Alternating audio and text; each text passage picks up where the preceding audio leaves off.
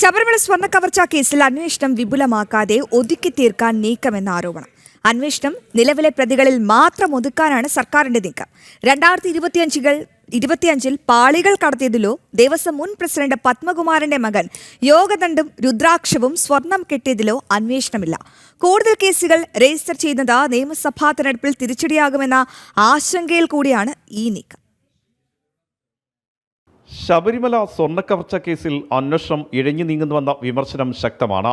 യഥാസമയം കുറ്റപത്രം സമർപ്പിക്കാത്തതിനാൽ ഒന്നാം പ്രതി ഉണ്ണികൃഷ്ണൻ പോറ്റി പോലും ജാമ്യം നേടിയത് വലിയ വിമർശനങ്ങൾക്ക് വഴിവെച്ചിരുന്നു. കുറ്റപത്രം വൈകുന്ന സാഹചര്യത്തിൽ പത്മകുമാറും എൻ വാസുവും ഉൾപ്പെടെയുള്ള പ്രധാന പ്രതികളും പുറത്തിറങ്ങും.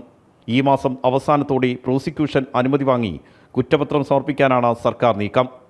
അന്വേഷണം നിലവിലെ പ്രതികളിൽ മാത്രം ഒതുക്കി കുറ്റപത്രം സമർപ്പിക്കും. 2025 പാളികൾ കൊണ്ടുപോയതിൽ പുതിയ FIR രജിസ്റ്റർ ചെയ്യില്ല. യോഗദണ്ഡും രുദ്രാക്ഷവും സ്വർണം കെട്ടിയതിൽ അന്വേഷണം വേണ്ടെന്നും SIT തീരുമാനിച്ചതായാണ് സൂചന. മുൻ ദേവസ്വം പ്രസിഡന്റ് പത്മകുമാറിന്റെ മകനാണ് സ്വർണം കെട്ടിച്ചത്. ഇതിൽ ചട്ടലംഘനമുണ്ടെന്ന ദേവസ്വം വിജിലൻസ് കണ്ടെത്തിയിരുന്നു. 2025 പാളികൾ കൊണ്ടുപോയതിന്റെ തുടർച്ചയായാണ് ഹൈക്കോടതി അന്വേഷണം പ്രഖ്യാപിച്ചത്. എന്നിട്ടും FIR രജിസ്റ്റർ ചെയ്യാത്തതിന് പിന്നിൽ സർക്കാരിന്റെ ഇടപെടലാണ്. കൂടുതൽ അറസ്റ്റുകൾ ഉണ്ടായാൽ നിയമസഭാ തിരഞ്ഞെടുപ്പിൽ അത് തിരിച്ചടിയാകുമെന്നാണ് CPMന്റെ വിലയിരുത്തൽ. ഇതിനെ തുടർന്നാണ് അന്വേഷണം ഒതുക്കാനുള്ള സർക്കാർ നീക്കം.